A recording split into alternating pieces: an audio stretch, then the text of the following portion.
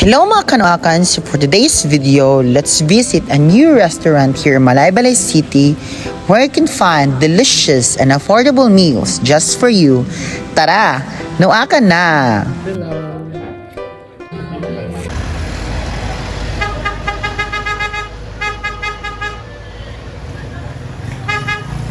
So samtang gapauli na ta, so naka-receive tag chat to one of a makeup client, that is Ma'am Erin.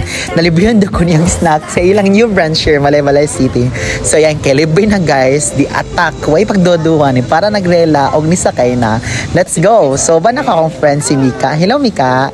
So ayan, introducing to you the new branch of Cafe sa Bukid here in Luminton Street, Malaybalay City, near Yellow Petals, guys. Oh, ayan. Nice kayang ambience, guys. Promise. And I'm with Ma'am Erin, our sponsor for today. Hello, Ma. So, ayan. Sige, nipili na rin ta. With voucher pa, di ba, mga abosada?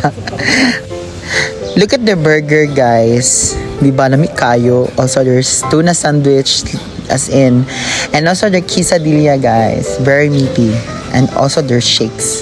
So, ani nga set meal, guys. Wala rin nag-abot og 1K, pero busog na kay ka. Lugusa na ginawa mahulot ang kaning quesadilla, guys. Kay sa burger o sandwich na daan, busog na kay Mindoa ni Mika.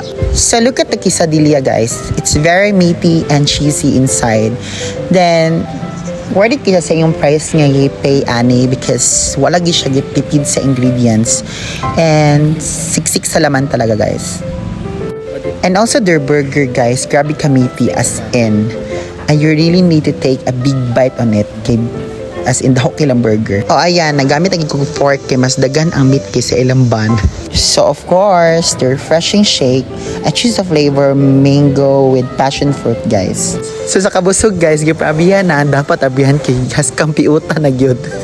And once again, thank you to Cafe sa Bukid, especially to Ma'am Erin, for letting us experience good food and lamian nga ambiance.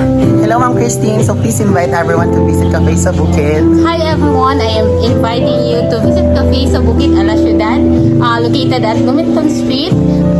Doon siya sa Yellow Petals and atbang siya sa MC Squared. Thank you.